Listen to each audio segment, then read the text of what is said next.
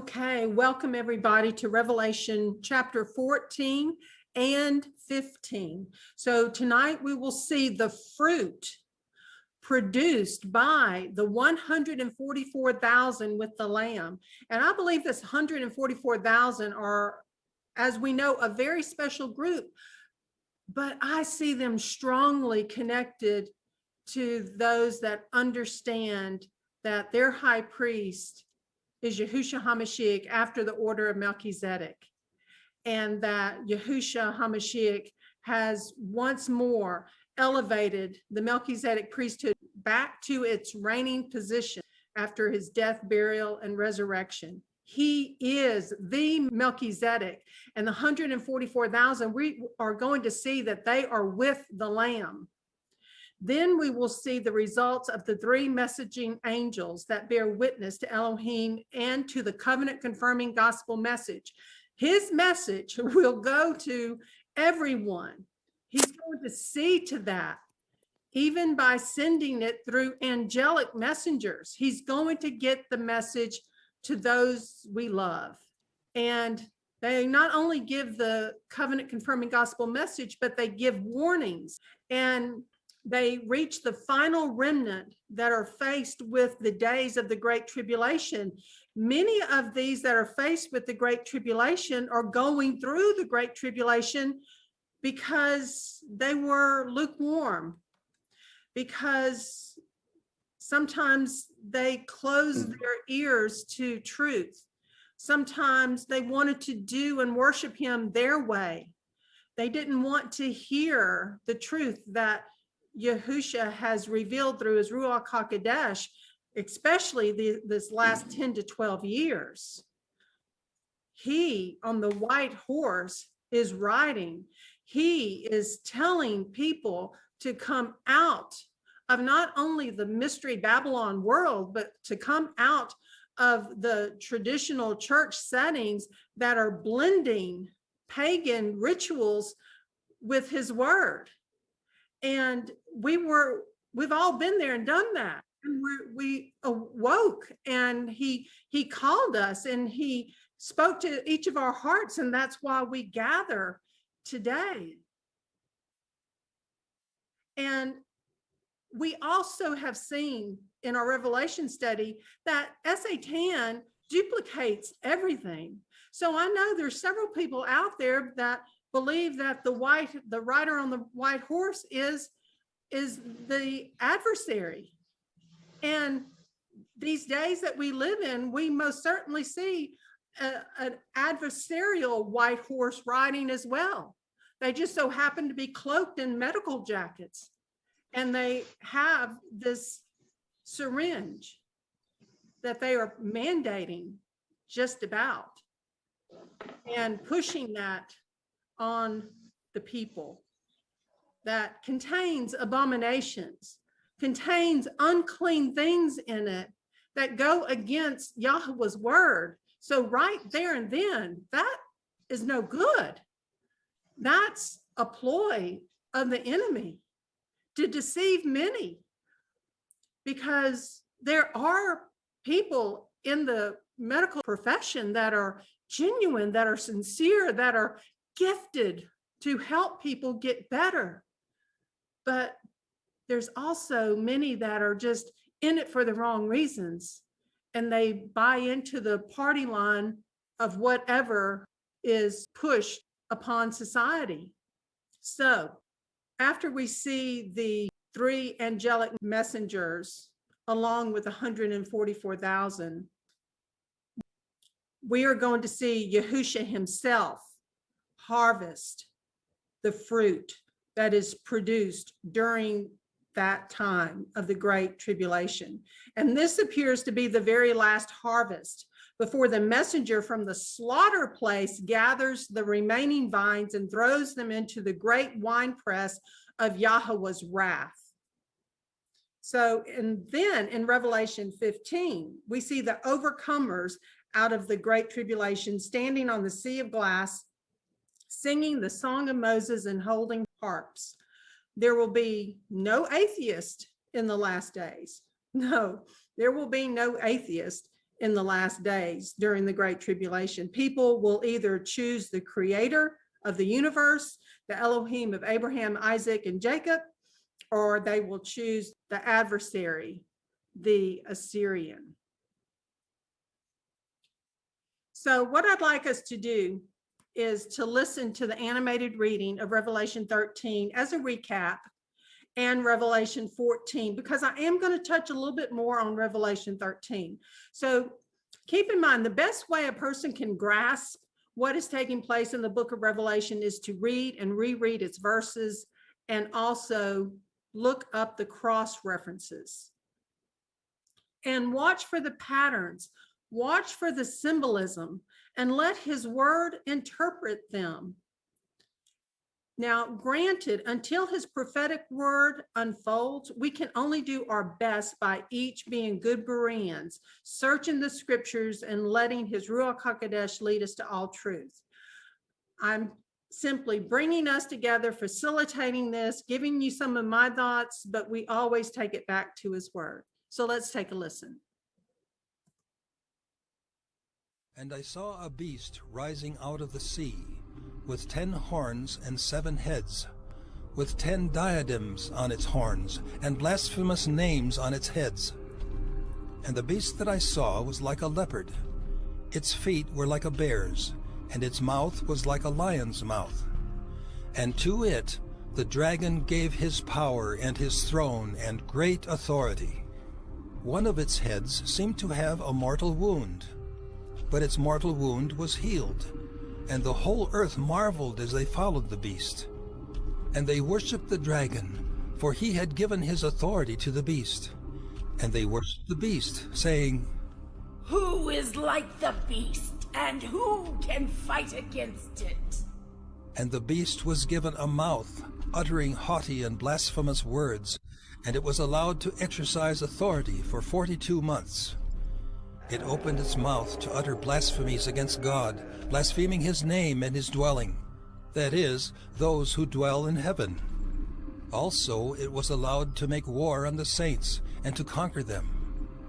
And authority was given it over every tribe and people and language and nation, and all who dwell on earth will worship it, everyone whose name has not been written before the foundation of the world in the book of life of the Lamb who was slain.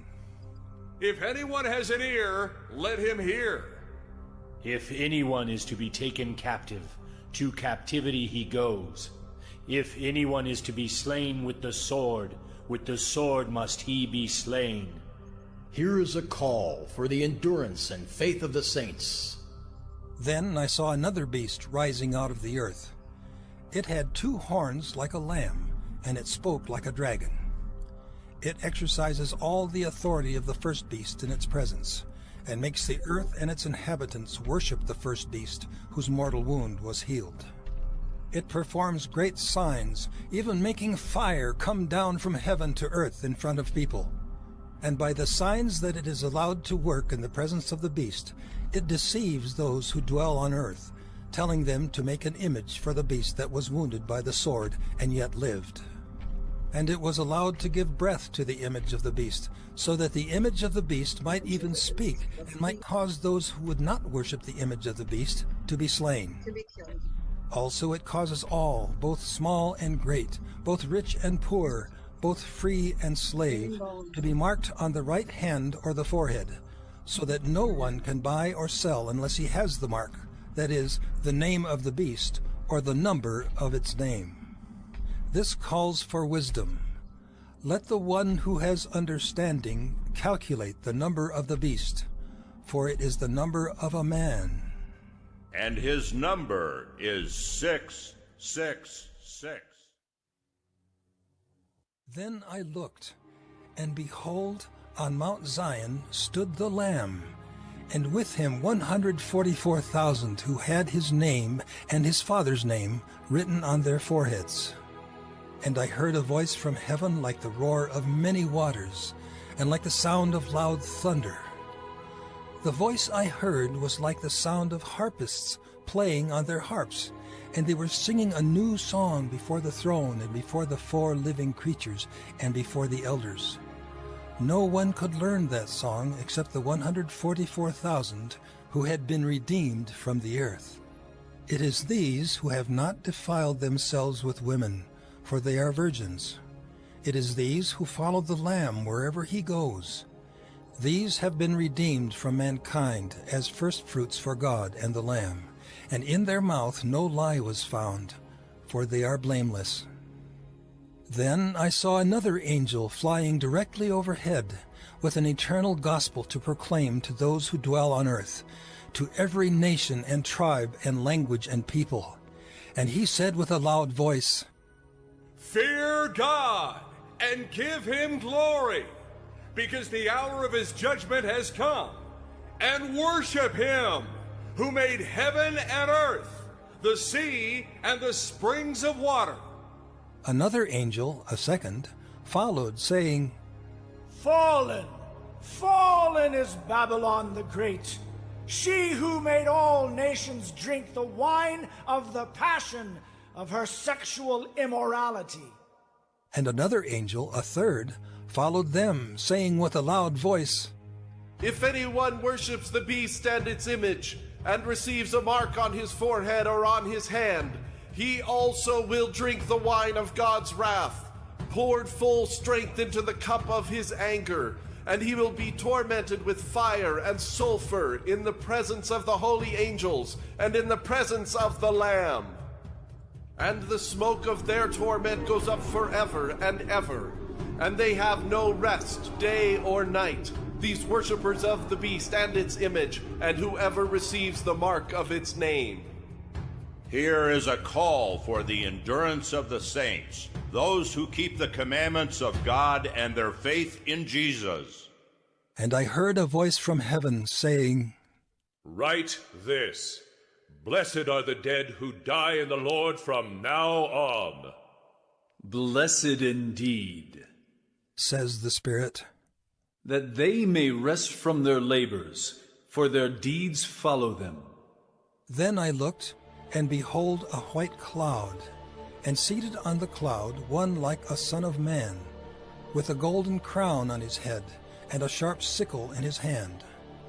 And another angel came out of the temple, calling with a loud voice to him who sat on the cloud, Put in your sickle and reap, for the hour to reap has come, for the harvest of the earth is fully ripe. So he who sat on the cloud swung his sickle across the earth, and the earth was reaped. Then another angel came out of the temple in heaven, and he too had a sharp sickle.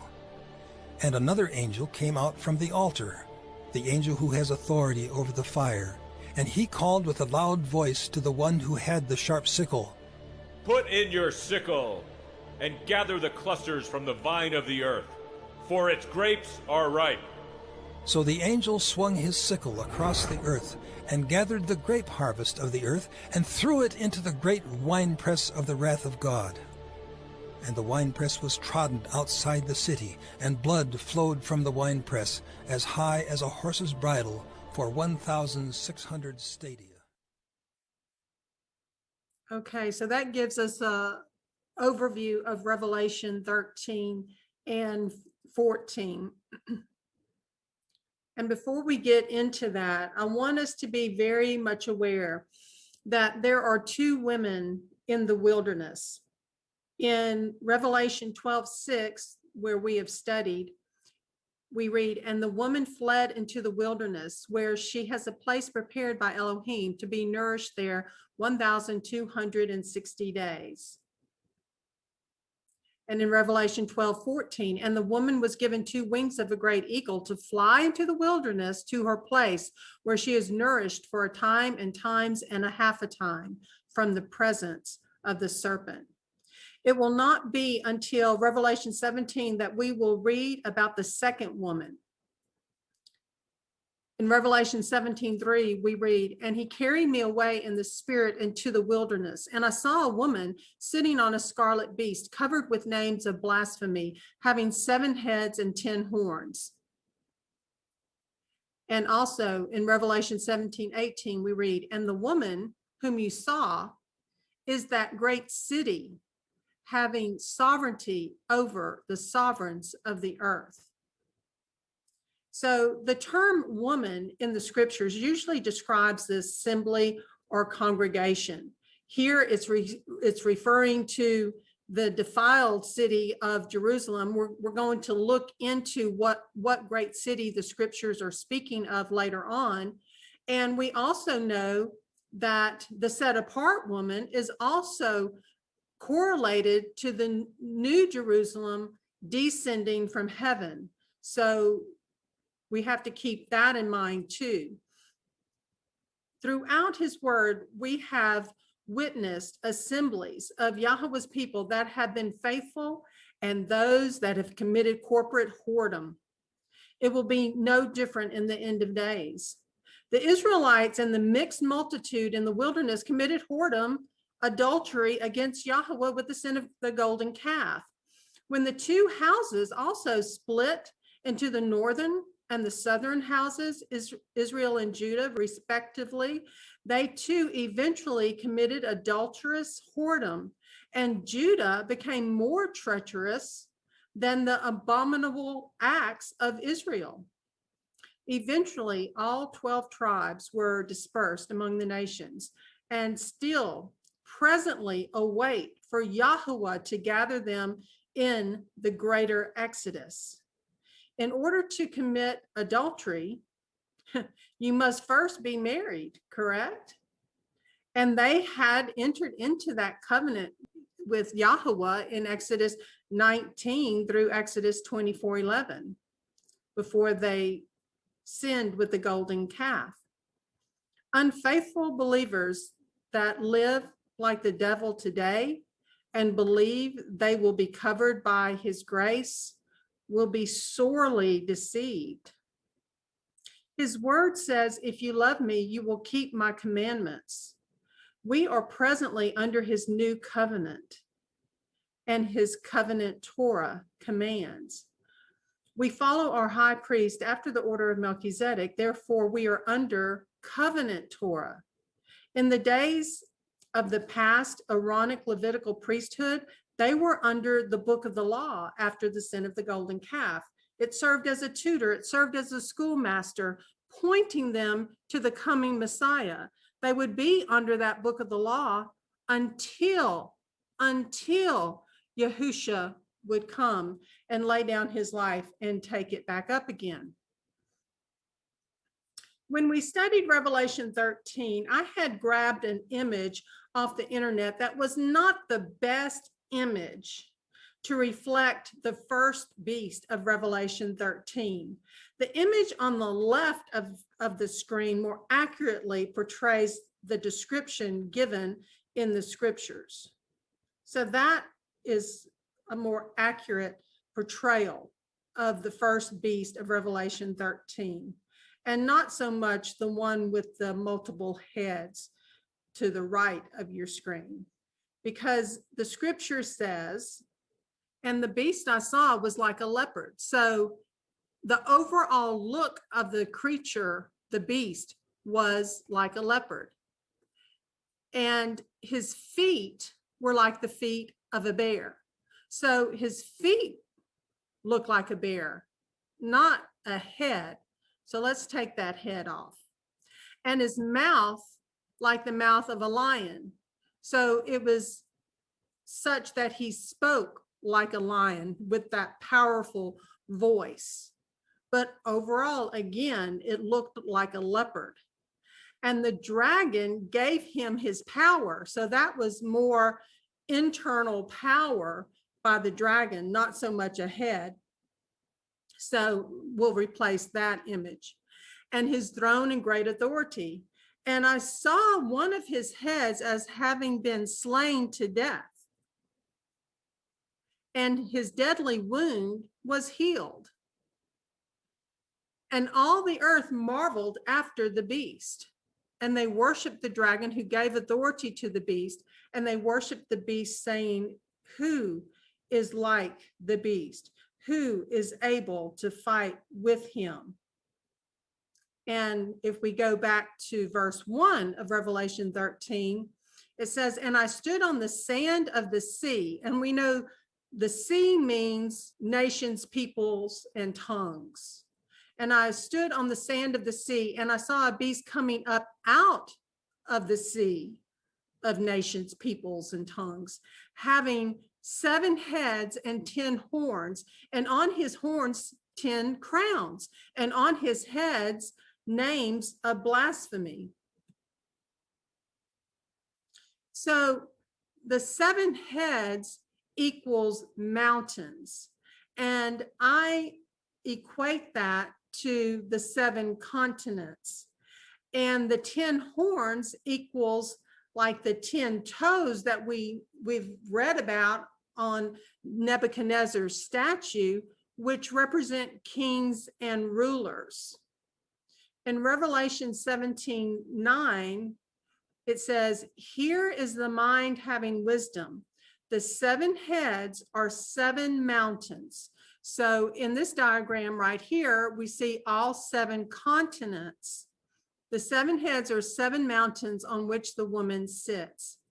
And so the scripture defines what the mountains are. And the 10 horns are the 10 kings and rulers. So over the earth, we'll have 10 kings. So some of the continents will have more than 1 king.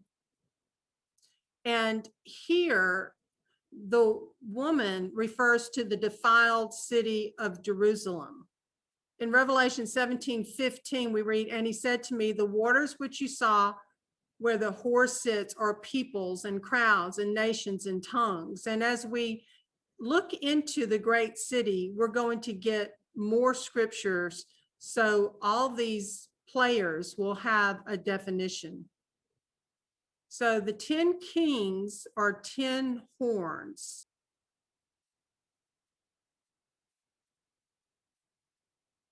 So what does this tell us? The leopard image makes us predominantly focus on the region of the world that once was under the 4 Grecian kings in Daniel. And presently, the majority of this territory is Muslim territory. Therefore, this leopard beast may expand globally in the end of days. In Revelation 17:11, we read, "And the beast that was and is not is himself also the 8th, and is of the 7, and goes to destruction." The one thing we have to really understand about this beast is that Babylon never went anywhere. Medo-Persia never went anywhere. Greece never went anywhere. Rome never disappeared. The Ottoman Empire never went anywhere. The feet of iron and clay, all of the beast statue of Nebuchadnezzar, each nation may have been conquered by another ruling nation, but it was over the same territory, and the people just changed and bowed down to the leader at that time. But that's why this beast transmutes. It's just a mixture. It just keeps on reshaping and reforming and shape-shifting, if you will. But the players are vying for position constantly. So that's why it makes it very difficult at times to evaluate who is who. The leopard image, the first beast of Revelation 13, is mainly an image of the leopard. And secondly, this transmuted beast kingdom will be supported by other nations and empowered by Satan and Satanism, because they worship the image of the beast. They worship the beast, and it will demand worship, and it will break previous agreements, such as with the Abraham Accords or whatever agreement that may come down the pike. Thirdly, the first beast of Revelation 13 will have a political leader arise that will be skilled in intrigue. This leader may very well be multi-ethnic and will be called the Assyrian. He will be a Nimrod-like individual.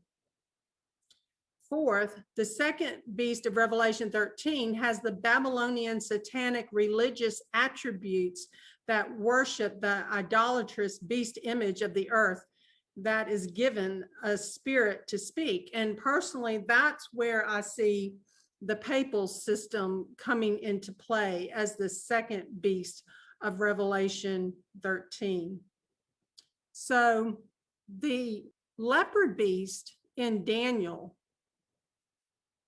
covered the area in the bottom left-hand corner of your screen. This was after Alexander the Great died and the four leaders emerged. And this is also the time period where we saw the conflict between the king of the north and the king of the south. And in Daniel 7:6, we read, "After this I looked and I saw another, like a leopard, which had on its back 4 wings of a bird. The beast also had 4 heads, and rule was given to it." And in Daniel 7:17, "These great beasts, which are 4 sovereigns, which rise up from the earth. These transmute into 7 beast kings with leopard heads," in Revelation 13, part 1, that covers the 7 continents of the earth that we just looked at. So it's very interesting. You know, there's been some educated evaluations based on scriptures of all these nations that it could be, but ultimately we'll have to wait to see how prophecy unfolds. So we see the king of the north and king of the south war in Daniel. We must remember that Rome came to the aid of the king of the south. Also, all of these kingdoms encompass this Babylonian region, which was inclusive of the promised land. Thus, that's why they get the name a beast kingdom, because by our functioning definition of a beast kingdom is a kingdom that has usurped the land, the promised land in their conquest. So even though rulership changed hands many times, the people of these regions were not all killed off. They just comply with that new ruling authority. So this is the region of that land to this very day. And it's predominantly Muslim territory.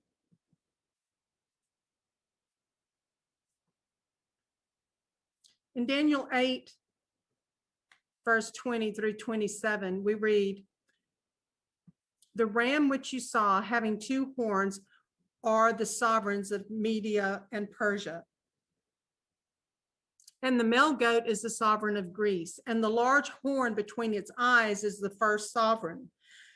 And that it was broken, and 4 stood up in its place, are 4 rulerships arising out of that nation, but not in its power.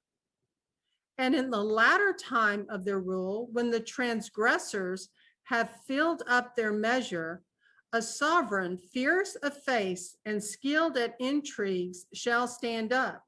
Now, this prophecy has been fulfilled before, but it's going to be fulfilled again. "And his power shall be mighty, but not by his own power. And he shall destroy incredibly, and shall prosper and thrive and destroy mighty men and the set apart people. And through his skill, he shall make deceit prosper in his hand, and hold himself to be great in his heart, and destroy many who are at ease, and even stand against the prince of princes. Yet without hand he shall be broken. And what was said in the vision of the evening and morning is truth, and hide the vision, for it is after many days. And I, Daniel, was stricken and became sick for days. Then I rose up and went about the sovereign's work, and I was amazed at the vision, but there was no understanding." This vision is unfolding in our day and age. So we have a general layout here of that territory today. And we have the present United Nations sanctioned Israel in the very midst. We read in Jeremiah chapter 5, verse 6, it's under the title section, Jerusalem refuses to repent. We read, therefore a lion from the forest shall strike them. A wolf of the deserts ravage them. A leopard is watching over their cities. Whoever comes out of them is torn in pieces, for their transgressions have been many. Their backslidings have been numerous. So what does this tell us? Where are we at? Who makes up this leopard image? First and foremost, what it tells us is that Babylon is very much alive, but now it's mystery Babylon because it's multifaceted and it has expanded globally. Based on scripture, like I've said, we can only speculate on the main countries involved.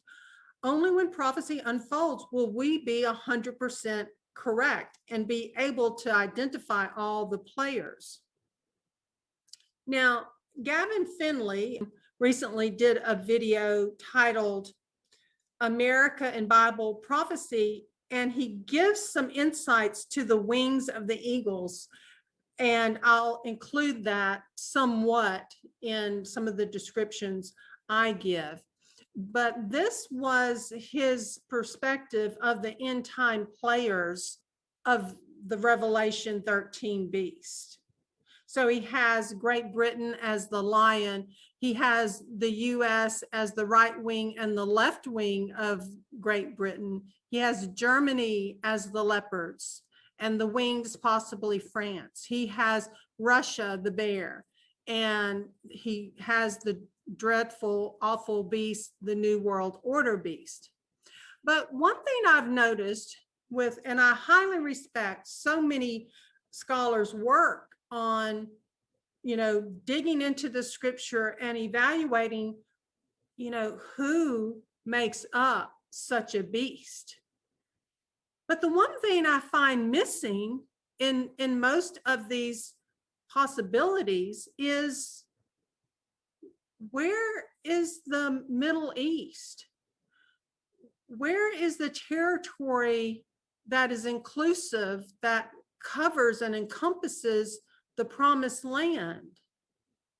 And so I'm going to show you how maybe I would kind of add to that particular image. And again, I'm just putting it on the table for us to consider. I'm definitely not saying I have this all figured out, and I have a lot of question marks, and hopefully by the time we get to chapter 17, we'll refine this. But these animals transmute. They can be one thing one day, like the bear in the book of Daniel was Medo-Persia, but then it transmutes to the ram, a totally different creature. And so these creatures change, and that can be kind of confusing to figure out. But one thing I'm kind of leaning towards with the wings is that when you see the wings on these different creatures, it seems to be countries that are helping support another set of countries or another country. So I definitely agree with the wings being the USA. But let's look at some of the other things I put on this thing. And a lot of people associate the lion with Great Britain. I have a different take, as I've shared with all of you, because the lion also represented Judah and the southern kingdom. And presently, we have a UN-sanctioned Israel. They named themselves Israel. And in Isaiah 29, it talked about Jerusalem, and Jerusalem was referred to as Ariel. And we saw how Ariel stood for lion-like men, but not in a good way. So I tried to look at this and try to include the territory that is the focus. And so I see the lion as possibly UN sanctioned Israel. And I see that lion gaining more power and more authority by making agreements like the Abraham Accord with other Middle East nations. The eagle's wings nowadays clearly connect strongly to the US. And as far as Great Britain being the mouthpiece or the lion of Revelation 13, I get that their nation's symbol is a lion, but I would have to possibly just give them the left wing, because they have been involved in that area with like General Allaby and that sort of thing, but I don't see them as the lion. And again, I'm just putting this out there for food for thought. Russia, the bear, that's pretty straightforward. I pretty much can see how the feet of the bear is supporting in many ways the countries in that region. The leopard, I kind of lean towards them being Middle East nations.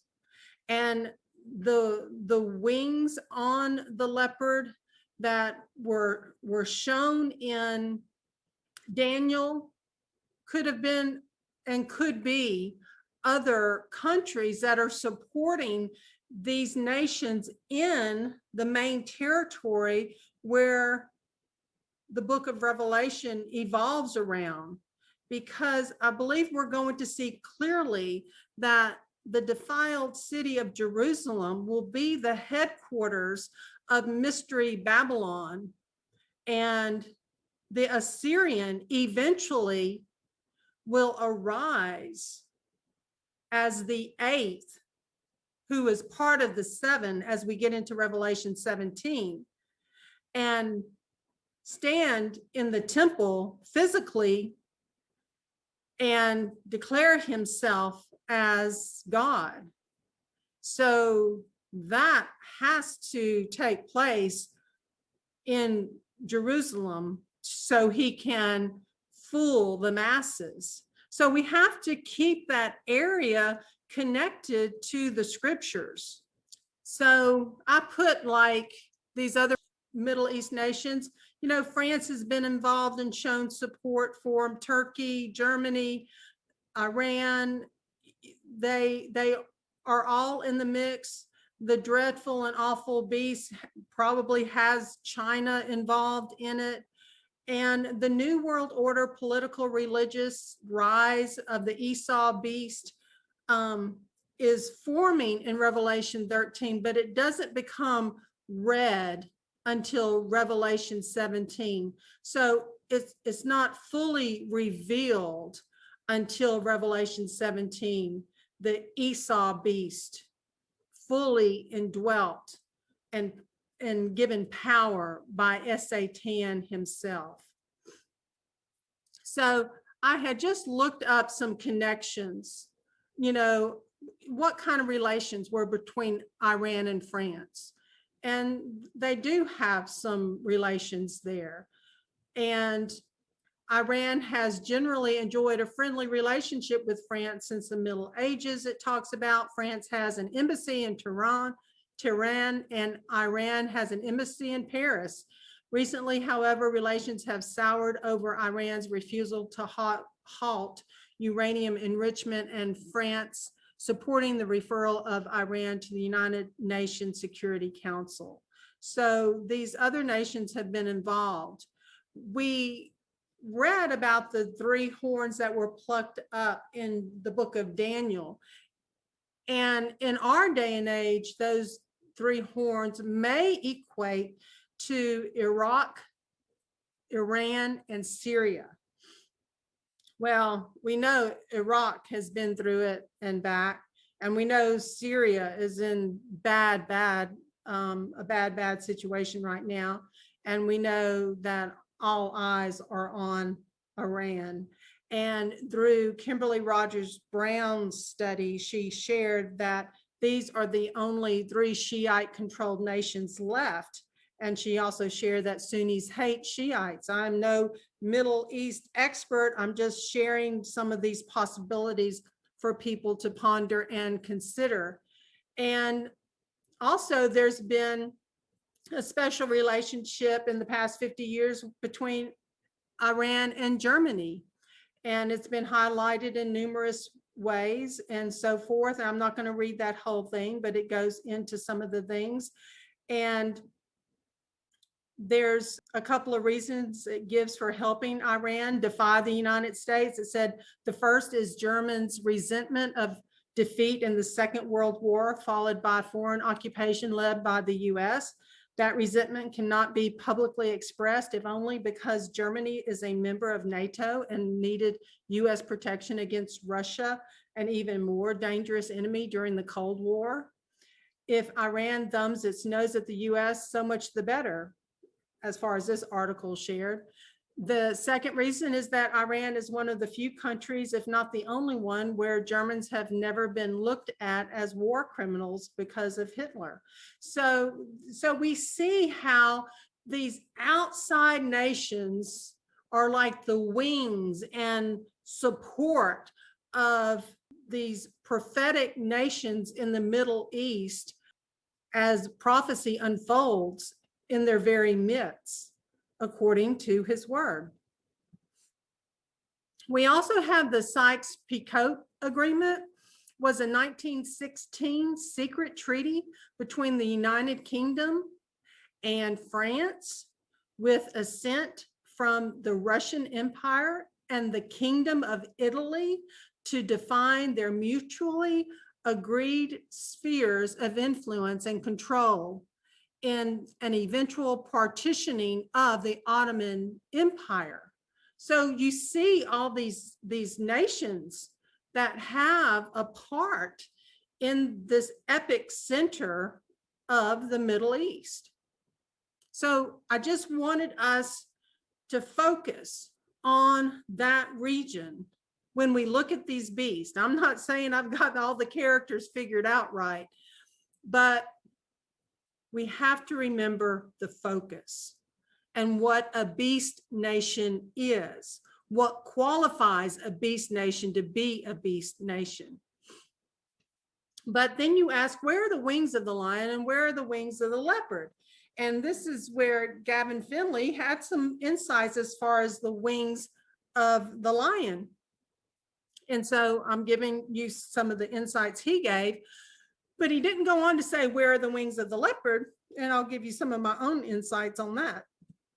So we see where the Revelation 13 beast doesn't really have a bare head. It just has bare feet. And no pun intended. And we see that doesn't really have a lion head. It has the mouth of a lion, and it's empowered by the dragon. So that gives us a clearer picture of this beast that's rising in Revelation 13. And it has a deadly head wound that is healed. And of course, that's interesting. And that's been equated to several instances, and it may have a future application, but we'll have to wait and see.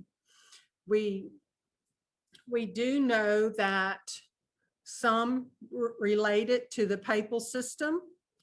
We do know defiled Jerusalem that had brought back Babylon with them to Jerusalem, that crucified Yahusha HaMashiach.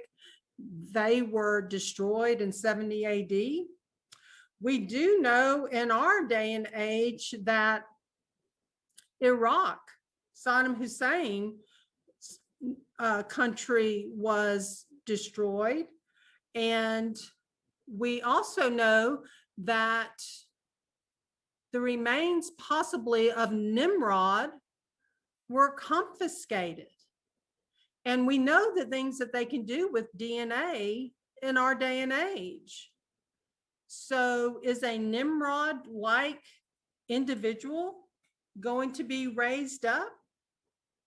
We'll have to see. Like I shared, there are two women in the wilderness. And the woman of Revelation 12, the set apart woman, is given two wings of a great eagle. And in Revelation 17, I would say by deductive reasoning, the four wings of the leopard would be associated with the leopard beast and be carried by the nations and empowered by Satan. That would be the wings of that beast, possibly. But it was Gavin Finley that was equating the wings of, such as the U.S. wings on the lion, could be the same wings that are given to the woman. And so that's a possibility. I'm not saying that that's correct. It's just a possibility. And we know Jacob's name was changed to Israel. And Israel is the one new man born from above through Yahusha. And the one new man born from above is biblical Israel. Versus the Esau beast man rising, empowered by Satan, whose color is red. In Genesis 25, we've read these verses several times, but it all comes down to this right here in Genesis 25:22.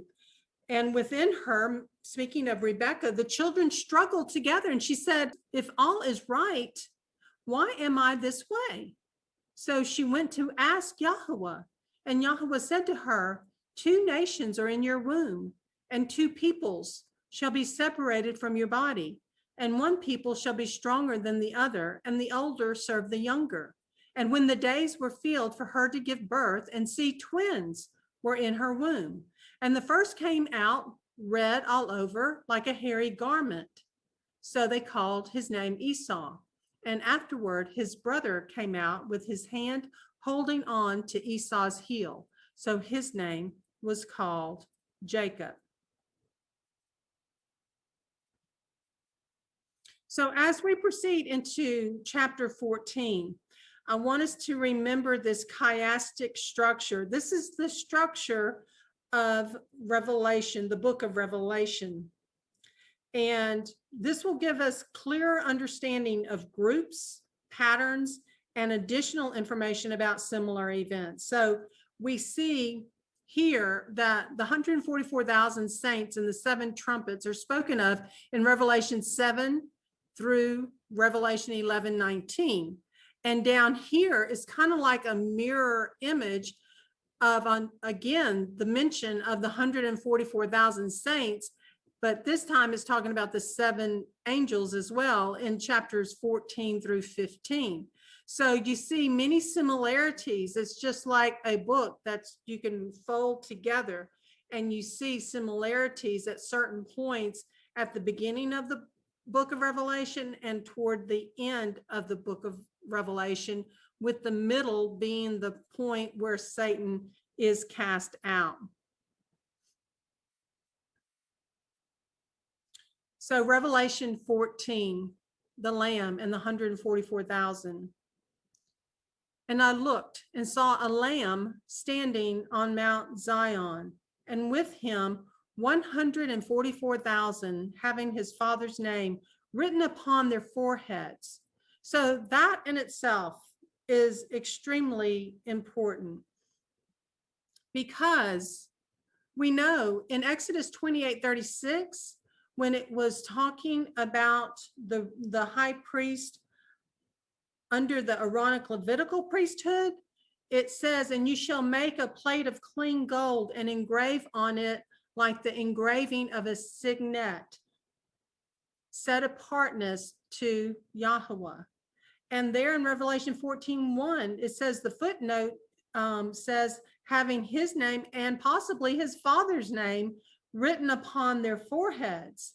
So that clearly lets us know that we are talking about his priest. And I believe that connects strongly to the 144,000 that are set apart to Yahweh. And they follow their high priest after the order of Melchizedek. And therefore they are serving him as his kingdom of priests. And they are specially selected individuals, 144,000.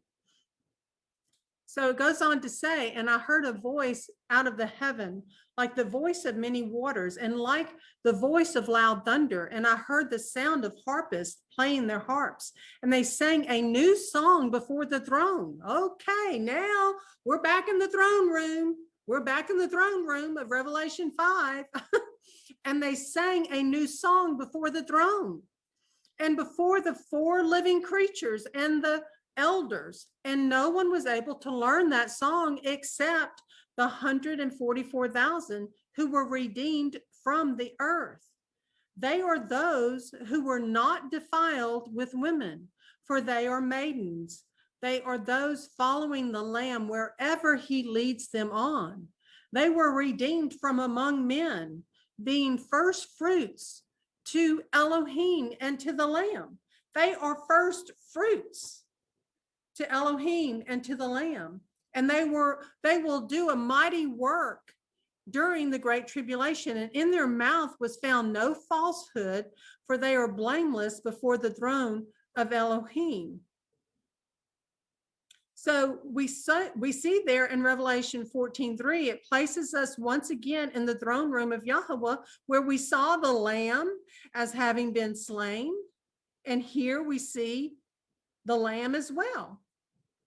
And in Revelation 14, verse 3, the 144,000, however, are a new set apart addition in the scene before the throne, which differs from Revelation 5. I mean, this is a new group that's been added to the heavenly throne room scene of Revelation 5. And in Revelation 5, we clearly saw the Lamb as having been slain.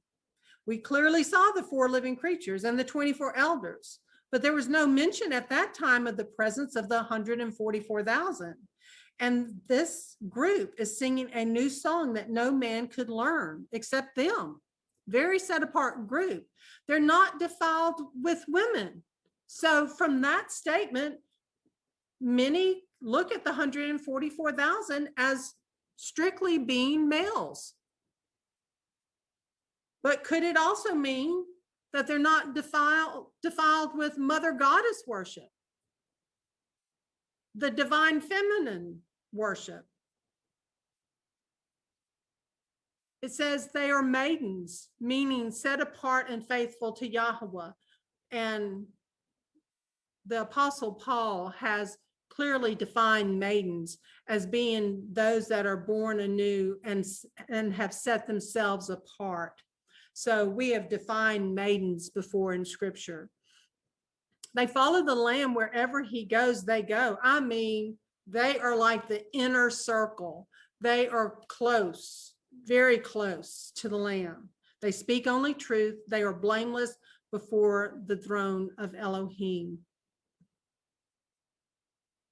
In those verses, and especially just the first verse, I just want to camp out here a little bit, because unless you understand the Melchizedek priesthood and that he's made as a kingdom of priests out of every tongue, out of every tribe, out of every people, out of every nation, you won't get this.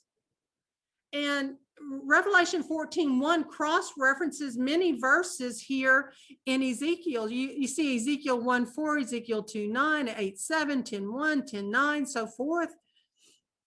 So just let me take you into Ezekiel for just a little bit. And it said, and I looked and I saw a whirlwind coming out of the north.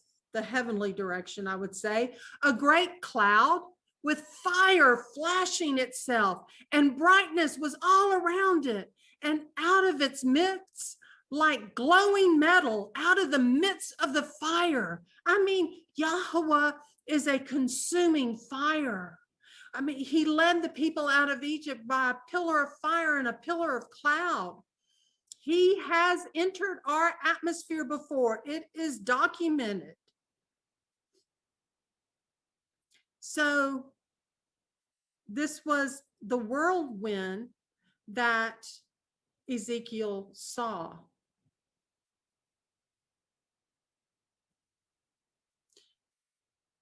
In Ezekiel chapter 1, verse 3 through 6, the word of Yahweh came expressly to Ezekiel the priest. I thought that was interesting because you have to be a priest to understand about being part of a kingdom of priests. So this is very neat that this was given to Ezekiel, the son of Buzi, in the land of the Kasdim by the river Kabar. And the hand of Yahweh came upon him there. And I looked and I saw a whirlwind coming out of the north, a great cloud with fire flashing itself, and brightness was all around it. And out of its midst, like glowing metal, out of the midst of the fire, and out of the midst of it came what looked like 4 living creatures. It wasn't the 4 living creatures, but it looked like 4 living creatures. And this was their appearance. They had the likeness of a man, and each one of them had 4 faces, and each one had 4 wings. So these creatures were like the 4 living creatures, but they were different. I see these correlating to those closest to Yahweh, Yahusha, and they go everywhere he goes. They are Yah's inner circle, similar to the wheel inside the wheel.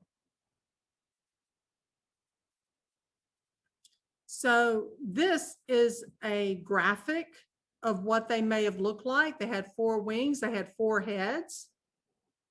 And the 4 living creatures, if you recall, had 6 wings, and they had lead banner heads depicting the lead tribe of each quadrant. So they are different. So these creatures were like the 4 living creatures, but they were different. And these creatures have all 4 characteristics of the 4 quadrants of living creatures, right? They had 4 heads.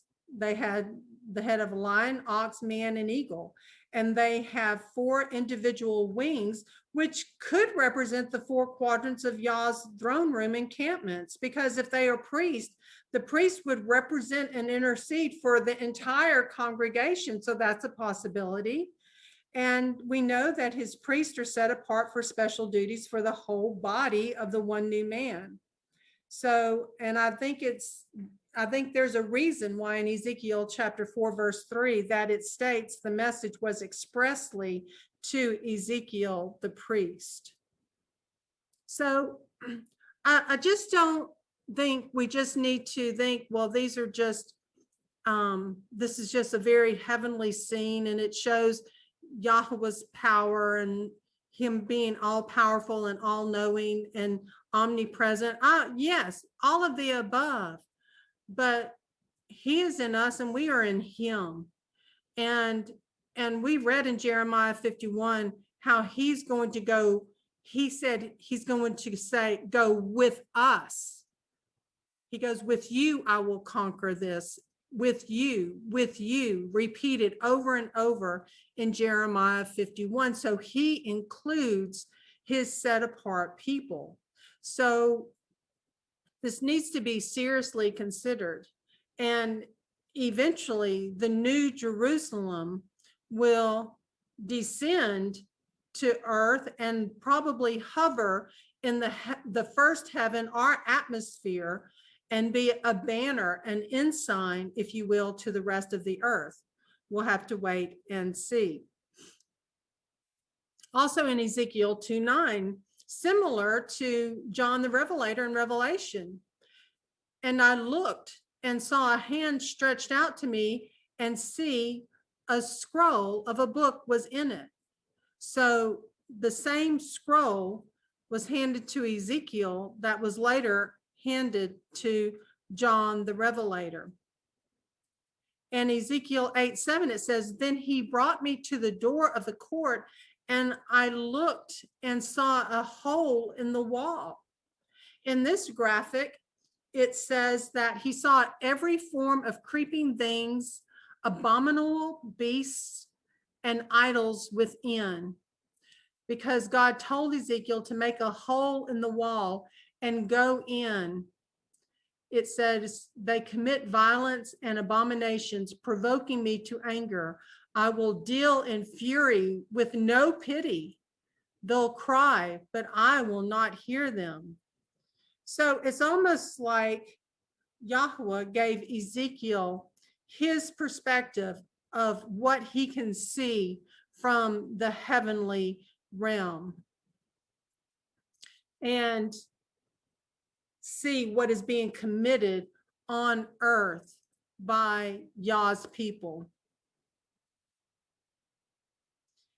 In Hebrews 12, verse 1 and 2, we too, then, having so great a cloud of witnesses all around us, let us lay aside every weight and the sin which so easily entangles us, and let us run with endurance the race set before us, looking to the Prince and Perfecter of our belief, Yahusha, who for the joy that was set before him endured the stake, having despised the shame, and sat down at the right hand of the throne of Elohim. Could we actually be surrounded by such a great cloud of witnesses all around us? Are others given the ability at times to see some of these things that are happening on the earth? Ezekiel was given that opportunity.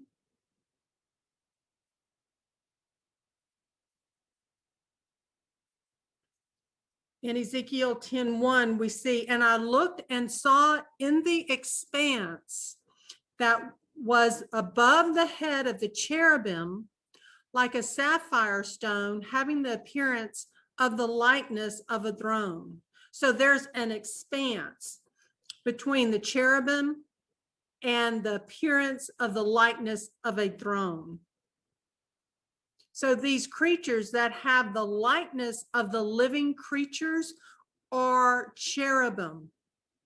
And the living creatures we will find in Isaiah 6:2 are seraphim, which make up, in my understanding, based on the scripture, they make up the dwelling places of the redeemed souls of Revelation 5 in the throne room. But in Ezekiel, they are separated from the throne room of Yahweh by an expanse. So I take those scriptures rather literally when he tells us he's going to hide us under his wings. These seraphim and these cherubim are his creatures that he actually can hide the redeemed souls under their wings, because in that quantum atmosphere, they need something to be transported in because they do not have their glorified bodies yet. And how else can they keep up with the heavenly throne room if not for the help of the cherubim and the seraphim?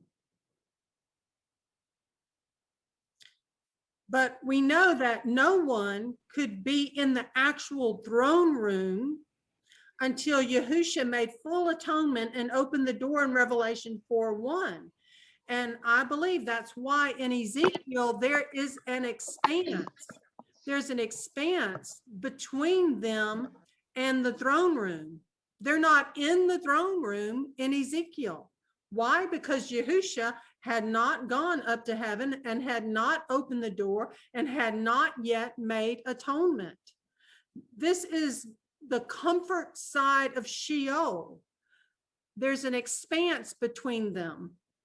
In Ezekiel chapter 1, verse 25 and 26, we read, and a voice came from above the expanse that was over their heads. When they stood, they dropped their wings. And above the expanse over their heads was like the likeness of a throne, in appearance like a sapphire stone. And on the likeness of the throne was a likeness as the appearance of a man high above it. So they could see it, but they were separated from the throne room.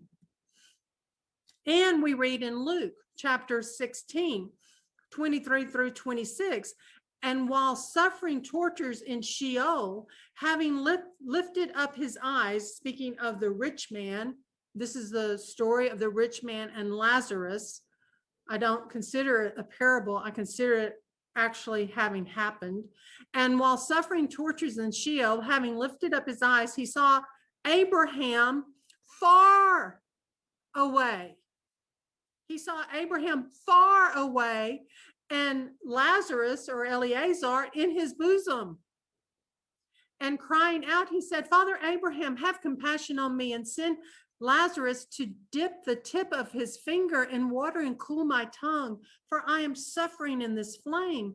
But Abraham said, Son, remember that in your life you received your good, and likewise Lazarus the evil, but now he is comforted and you are suffering.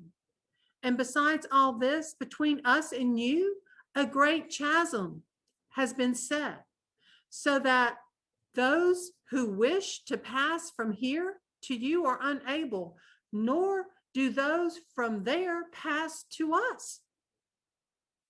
There's things in another dimension that we need to get our head wrapped around. It's there, it exists. And I truly believe he's really revealing these insights to us for those that have ears to hear and eyes to see and are passionate enough to go back through these scriptures and search them out to see if these things be so.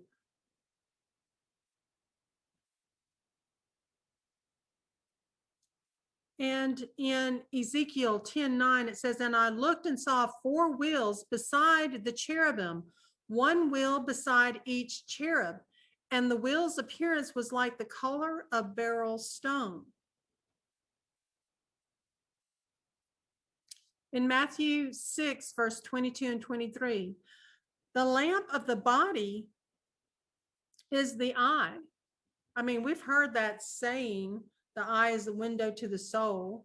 That's not stated in the Bible. It's just what they glean when they read Matthew chapter 6. So the lamp of the body is the eye. If therefore your eye is good, all your body shall be enlightened. But if your eye is evil, all your body shall be darkened. If then the light that is within you is darkness, how great is that darkness? So the living creatures in Revelation 4 and 5, they have the 6 wings, and what are they covered with? They're covered with eyes. They're covered with eyes. And I just don't think that's a bizarre, freaky creature. I think that's the redeemed souls. And the wheels in Ezekiel have eyes. It's how they transport. It's how they move. It's the chariot of Israel that Elisha saw Elijah taken away in. The chariots of Israel entered our atmosphere. There goes Elijah. Eyewitness. Hello. Eyewitness. In Ezekiel 44:4, it says, and he brought me by way of the north gate to the front of the house. And I looked and saw the esteem of Yahweh filled the house of Yahweh, and I fell on my face. So the only example of that I could have of the gates of Jerusalem. So he possibly came in through a north area gate and went into the front of the house, which faces east. And he looked and saw the esteem of Yahweh fill the house of Yahweh, and he fell on his face. So now we proceed to the messages of the three angels. And it says, and I saw another messenger flying in mid-heaven, holding the everlasting good news to announce to those dwelling on the earth, even to every nation, tribe, tongue, and people. No translation problems here. Everybody's going to be given the covenant confirming gospel message in their native tongue, saying with a loud voice, fear Elohim and give esteem to him. Because this is going to be during the Great Tribulation. There's going to be a man that stands up is full of intrigues and very charismatic and very powerful and demands to be worshiped, and everyone is demanded to bow down and worship the beast. But the first angelic messenger is saying, fear Elohim and give him esteem, because the hour of his judgment has come, and worship him who made the heaven and the earth and sea and fountains of water. There's only one Elohim that has created the heaven and the earth and the sea and the fountains of water. And that's the Elohim of Abraham, Isaac, and Jacob. And they're making it very clear to have no doubt who the true Elohim is. But remember that chiastic structure, how it folded and it kind of connected, well, you know, to Revelation 7 through 11. So what I want us to keep in mind is that look for those similarities by using that chiastic structure when you study the book of Revelation, because in Revelation 8, verse 13, it says, it's very similar to Revelation 14:1. And I saw another messenger flying in mid-heaven. And then over in verse 13 of chapter 8, it says, and I looked and I heard an eagle flying in mid-heaven, crying with a loud voice. Now they have different messages, but it's very similar language. And the eagle flying in mid-heaven was saying, woe, woe, woe, 3 woes to those dwelling upon the earth because of the remaining blast of the trumpet of the 3 messengers who are about to sound.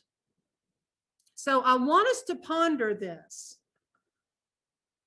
Are these 3 messenger angels in Revelation 14, do they equate to, or do they run parallel with the last 3 trumpet messengers, the 5th, 6th, and 7th trumpet messengers? Or are they portrayed maybe as bookends? Maybe the 5th, 6th, and 7th trumpets messengers that sound, maybe they occur at the beginning, and maybe these 3 messenger angels are soon to follow. I'm not sure of their connection, but it's something to ponder, especially when looking at that chiastic structure, because they're somewhat paired. And we know that the first woe trumpet was given by the 5th messenger. And that's when John the Revelator saw a star from the heaven which had fallen to the earth. And the key to the pit of the deep was given to him. And he opened the pit of the deep, and smoke went up out of the pit like the smoke of a great furnace. And the sun was darkened, also the air, because of the smoke of the pit. And out of the smoke locusts came upon the earth, and authority was given to them, as the scorpions of the earth possess authority. And it was said to them that they shall not harm the grass of the earth or any green matter or any tree, but only those men who do not have the seal of Elohim upon their foreheads. And it was given to them that they should not kill them, but to torture them for 5 months. And their torture was like the torture of a scorpion when it stings a man. And so I can definitely understand why the first messenger angel, if I was in their predicament, I would definitely take heed what to do in this total chaos, in this total pain. And I would definitely hear that angel saying, you know, fear Elohim and give him esteem. Because Satan had been cast down, and this star that fell from heaven, he's given the key to the pit of the deep, and he's opened this pit of demonic entities. And the first angelic messenger is not wanting them to cave. Don't give in. It doesn't matter the suffering you go through. I mean, of course it matters, but to be eternally saved in the scheme of things, stand firm and know that they should worship him who made the heaven and the earth and sea and fountains of water. And more than likely, they're going to know. They're going to know. I should have listened to him. I should have listened to her. There is only a one true living Elohim. They told me about Satan being cast to the earth. They told me about this pit that would be open, but I didn't listen. But hopefully now they do. And in verse 8, it says, and another messenger followed, saying, Babel is fallen, that great city, because she has made all nations drink of the wine of the wrath of her whoring. So again, could this second messenger equate or be running parallel with the sixth trumpet messenger? Or again, are they bookends? Again, that's something for us to ponder. Because the sixth messenger, when the sixth messenger sounded, I heard a voice from the four horns of the golden slaughter place, which is before Elohim, saying to the sixth messenger who had the trumpet, release the four messengers, those having been bound at the great river Euphrates. And the four messengers, those having been prepared for the hour and day and month and year, were released to kill a third of mankind. And the number of the armies of the horsemen were 200 million. And I heard the number of them. And this is how I saw the horses in the vision and those who sat on them. And then it gives the description. And then it says a third of mankind was killed by these three plagues, by fire and smoke and sulfur, which came out of their mouths. So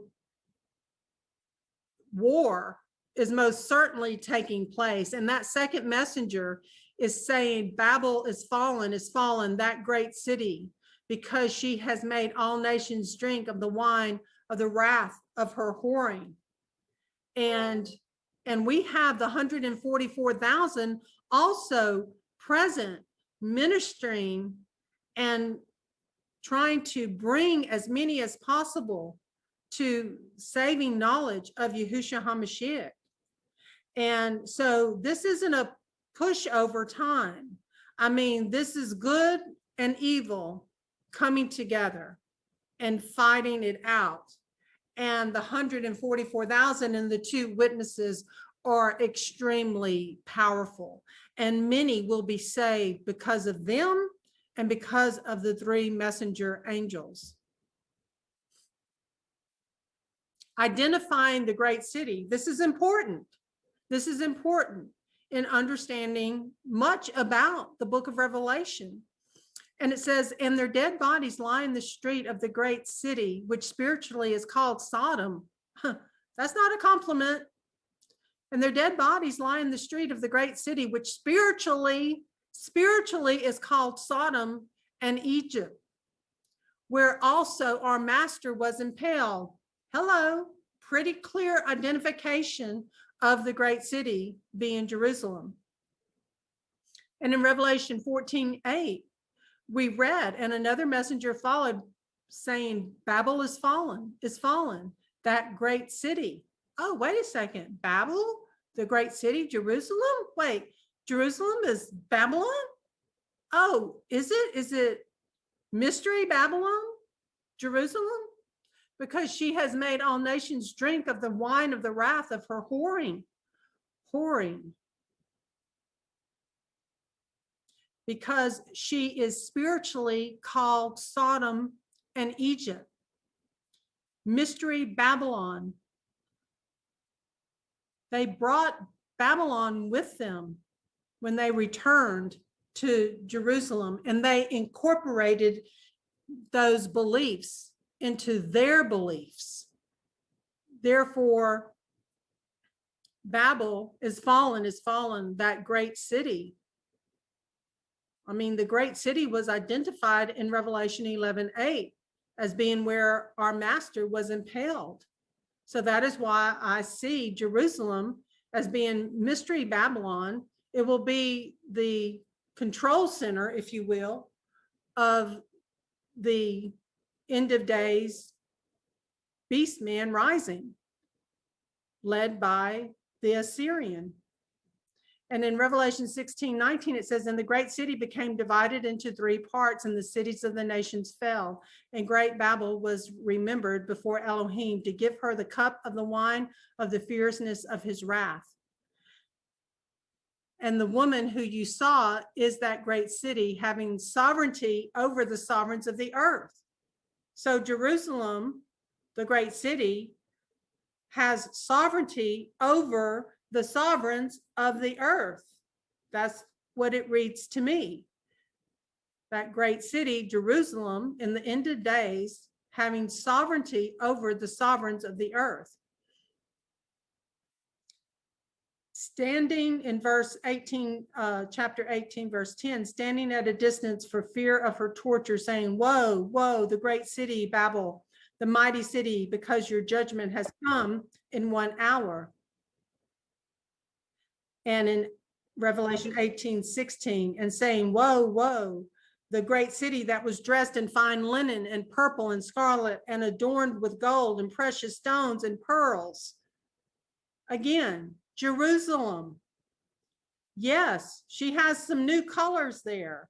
And yes, it's mystery religions. It's a conglomeration of a one world religion and one world government.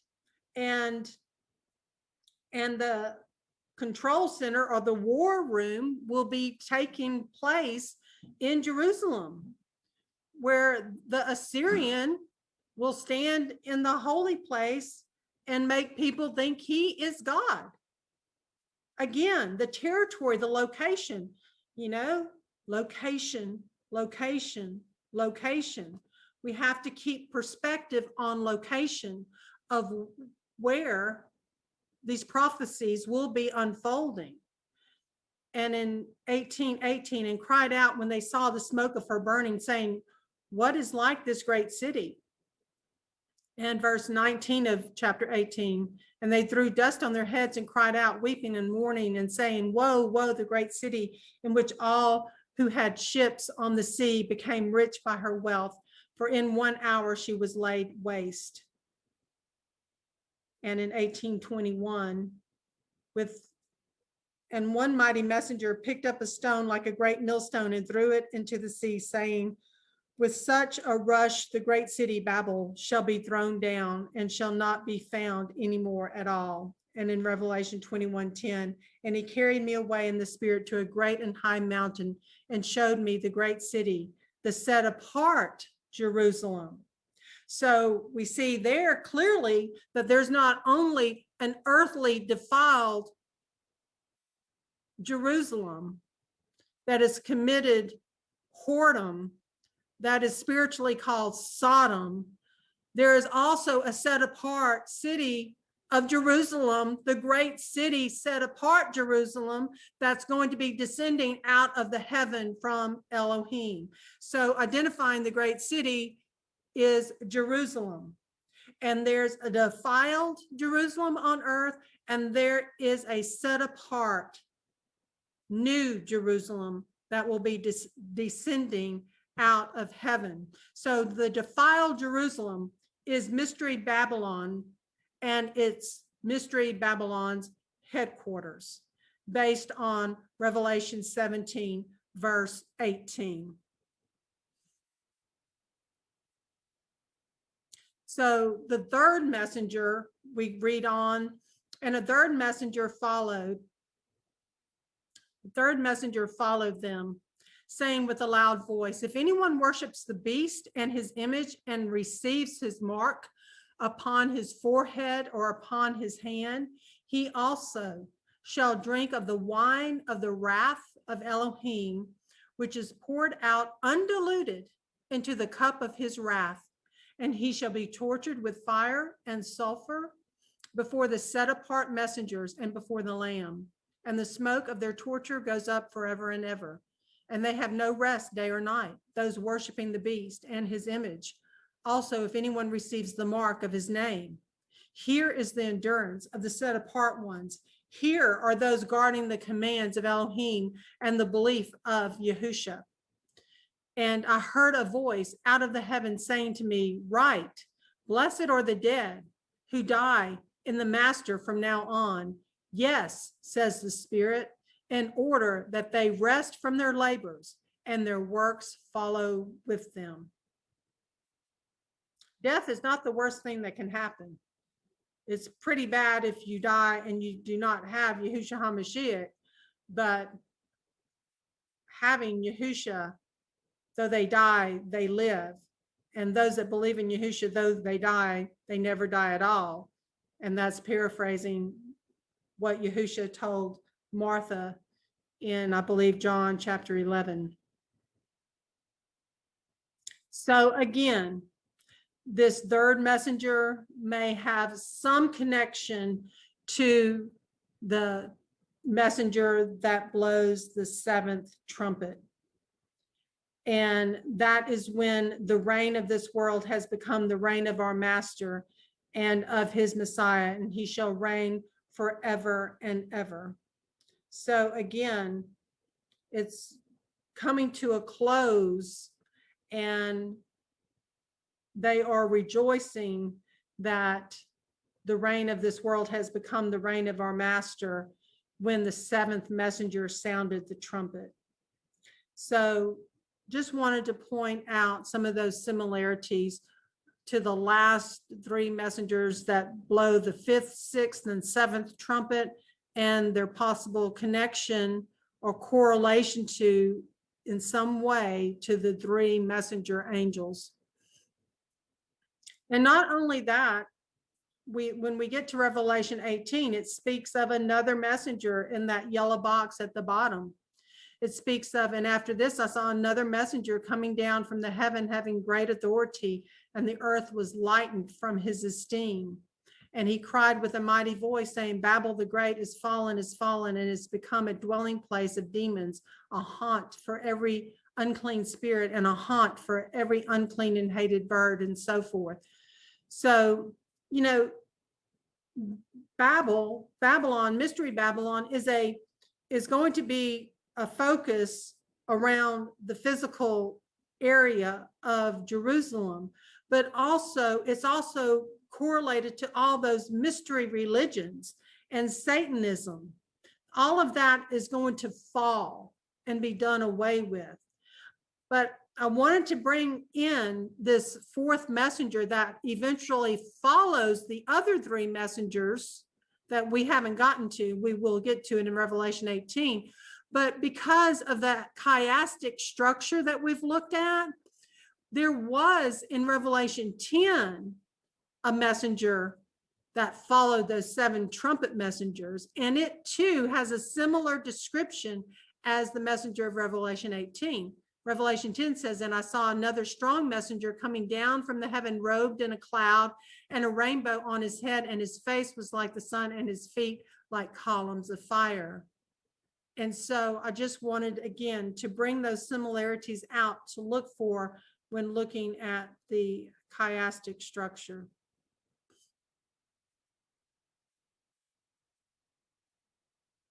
And then we have the harvest of the earth. And I looked and saw a white cloud, and sitting on the cloud was one like the son of Adam, having on his head a golden crown, and in his hand a sharp sickle.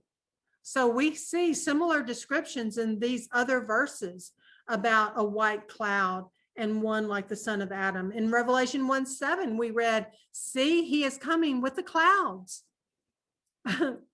You know, I mean, he's either coming with the clouds or he's coming as fire. That's how he comes in our atmosphere. And see, he is coming with the clouds, and every eye shall see him, even they who pierced him, and all the tribes of the earth shall mourn because of him. And in Revelation 10:1, and I saw another strong messenger coming down from the heaven, robed in a cloud and a rainbow on his head, and his face was like the sun and his feet like columns of fire. And in Daniel 7:13, and I was looking in the night visions and saw one like the son of Adam coming with the clouds of the heavens, and he came to the Ancient of Days, and they brought him near before him. So we see that this is Yahusha HaMashiach. And in Revelation 14:15, and another messenger came out of the dwelling place, the heavenly dwelling place, crying with a loud voice to the one sitting on the cloud, saying, send your sickle and reap, because the hour has come for you, capital Y-O-U, to reap, because the harvest of the earth is ripe. And the one sitting on the cloud thrust in his sickle on the earth, and the earth was reaped. That seems to be the last harvest. And then in verse 17, and that was done by Yahusha HaMashiach himself.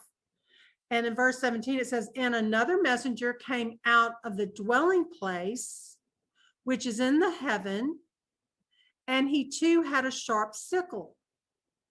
And another messenger came out from the slaughter place, having authority over the fire, and he cried with a loud cry to him, having the sharp sickle. So this messenger coming out of the slaughter place cried to this messenger that came out of the dwelling place.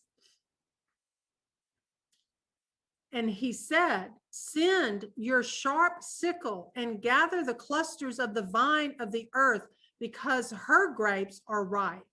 And the messenger thrust his sickle into the earth and gathered the vine of the earth and threw it into the great winepress of the wrath of Elohim, because those that do not have Yahusha HaMashiach have not had their sins removed as far as the east is from the west. And the winepress was trodden outside the city, and blood came out of the winepress up to the bridles of the horses for about 1,600 stadia, which would equate to about 184 miles.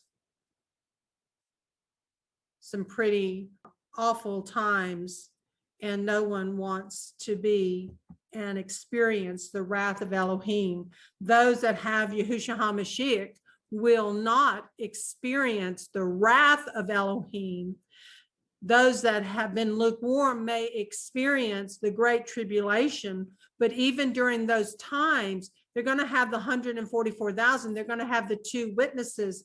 And then there's part of the scriptures too that talks about like a column of fire possibly being above their heads. I have to look that up. But similar to the day of Pentecost, remember when they had like fire above their heads? And that's how possibly that those that have been lukewarm, or those that have never believed, will know who to go to and who to run to and who to seek refuge with. So there's going to be hope There's going to be hope for those that are going through the Great Tribulation. Now let's listen to Revelation 15 as we wrap up. Then I saw another sign in heaven, great and amazing. 7 angels with 7 plagues, which are the last, for with them the wrath of God is finished. And I saw what appeared to be a sea of glass, mingled with fire, and also those who had conquered the beast and its image and the number of its name, standing beside the sea of glass with harps of God in their hands. And they sing the song of Moses, the servant of God, and the song of the Lamb, saying, Great and amazing are your deeds, O Lord God the Almighty. Just and true are your ways, O King of the nations. Who will not fear, O Lord, and glorify your name? For you alone are holy. All nations will come and worship you, for your righteous acts have been revealed. After this I looked, and the sanctuary of the tent of witness in heaven was opened. And out of the sanctuary came the 7 angels with the 7 plagues, clothed in pure bright linen, with golden sashes around their chests. And one of the 4 living creatures gave to the 7 angels 7 golden bowls full of the wrath of God, who lives forever and ever. And the sanctuary was filled with smoke from the glory of God and from his power. And no one could enter the sanctuary until the 7 plagues of the 7 angels were finished. Again, in that chiastic structure, Revelation 15 is rather coupled with Revelation 7. And in Revelation 7, we saw the great multitude from every nation, because it said, after this, I looked and saw a great crowd, which no one was able to count, out of all nations and tribes and peoples and tongues, standing before the throne and before the Lamb, dressed in white robes and palm branches in their hands, and crying out with a loud voice, saying, Deliverance belongs to our Elohim, who sits on the throne, and to the Lamb. And all the messengers stood around the throne, and the elders and the 4 living creatures, and fell on their faces before the throne and worshiped Elohim, saying, Amen. The blessing and the esteem and the wisdom and the thanksgiving and the respect and the power and the might to our Elohim forever and ever. Amen. And one of the elders responded, saying to me, Who are these dressed in white robes, and where do they come from? And I said to him, Master, you know. And he said to me, These are those coming out of the great distress, or the great tribulation, having washed their robes and made them white in the blood of the Lamb. Because of this, they are before the throne of Elohim, and serve him day and night in his dwelling place. And he who sits on the throne shall spread his tent over them.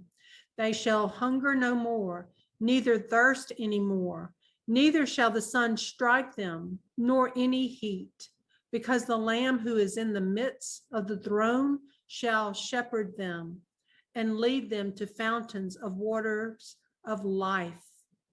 And Elohim shall wipe away every tear from their eyes. And similarly in Revelation 15, and I saw another sign in the heaven, great and marvelous, 7 messengers having the 7 last plagues, for the wrath of Elohim was ended in them. So again, those that receive Yahusha HaMashiach would not experience the wrath of Elohim through the plagues, the 7 bowls. And in verse 2, and I saw like a sea of glass mixed with fire, and those overcoming the beast and his image and his mark and the number of his name, standing on the sea of glass, holding harps of Elohim. And they sing the song of Moses, the servant of Elohim, and the song of the Lamb, saying, Great and marvelous are your works, Yahweh El Shaddai. Righteous and true are your ways, O sovereign of the set apart ones. Who shall not fear you, O Yahweh, and esteem your name, because you alone are kind? Because all nations shall come and worship before you, for your righteousnesses have been made manifest. And after this I looked and saw the dwelling place of the tent of witness in the heaven was opened. And out of the dwelling place came the 7 messengers having the 7 plagues, dressed in clean, bright linen, and having their chests girded with golden bands. And one of the 4 living creatures gave to the 7 messengers 7 golden bowls filled with the wrath of Elohim, who lives forever and ever. Because we know